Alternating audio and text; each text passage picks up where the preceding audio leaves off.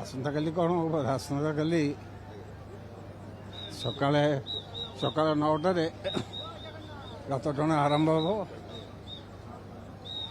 ନୀତିକାନ୍ତି ଭିତରେ ସକାଳେ ମହାପ୍ରଭୁ ଅବକାଶ ସରିଲେ ମାନେ ଗାଧୁଆ ପାଧୁଆ କରିକି ବାହାରିବେ ଆଉ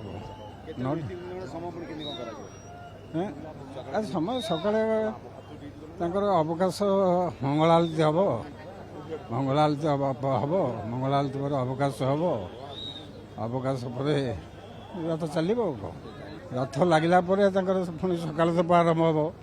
ସକାଳ ଧୂପ ମଧ୍ୟାହ୍ନ ଧୂପ ହେବ, ସନ୍ଧ୍ୟା ଧୂପ, ବଡ଼ଶିଖାର ପହୁଡ଼ ହେବେ। କାଲି ରଥ ରହିବ ଏଇଠି। ଆଡ଼ପଟେ ପରଦିନ ହେବ। ମାନେ ଯେଉଁଦିନ ରଥ ଲାଗିବ ସେଇଦିନ ମହାପ୍ରଭୁ ରହିବେ, ତା ପରଦିନ ଯିବେ। ନା ସେଇଟା କେତେବେଳେ କ'ଣ ତାଙ୍କର କାର୍ଯ୍ୟକ୍ରମ ଇଚ୍ଛା ହେବ ସେଇ ଇଚ୍ଛାଟାକୁ କେହି ଜାଣିପାରିବେନି। ତାଙ୍କ ଇଚ୍ଛାଟା ଯେତେବେଳେ ହେବ ସେଇଟା ତାଙ୍କର ହେଲା ଦର୍ଶନ। ଏଇଟାକୁ ଦେଖିବା ହେଲା ଦର୍ଶନ।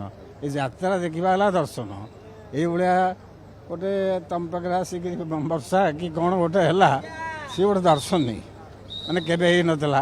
ଏଇଟା ବି ବର୍ଷାକାଳୀନ ଯାତ୍ରା, ମୈଥୁନ ଯାତ୍ରା ଏବଂ ବହୁତ ଆନନ୍ଦମୟ ଯାତ୍ରା ଇଏ।